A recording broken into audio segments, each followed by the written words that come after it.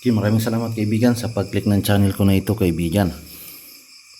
So dito kaibigan, papakita natin kaibigan kung paano magkaroon ng checkmate sa loob lamang ng 6 na move. Pero bago yun mag-umpisa kaibigan, kailangan i-check mo muna natin ang ating mga pieces kung nasa tamang lugar ba yung mga pieces natin.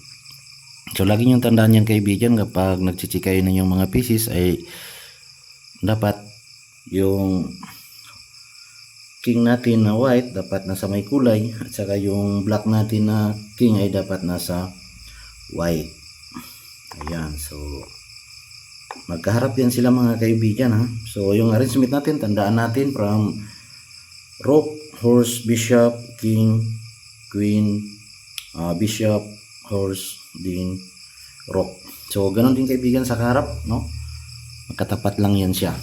So dito kaibigan, ulitin ko, kung hindi ka pa nakapag-like, comment and subscribe sa aking channel, ay pakisuporta naman kaibigan sa aking mumunting channel, nang sa ganun ay ganahan tayong gumawa ng mga video tutorial. Okay, medyo maliwanag na kaibigan, no? Nag-plus tayo ng ating ilaw. So dito kaibigan, papakita natin, ulitin ko yung ating 6 move mate. So focus, start na tayo kaibigan.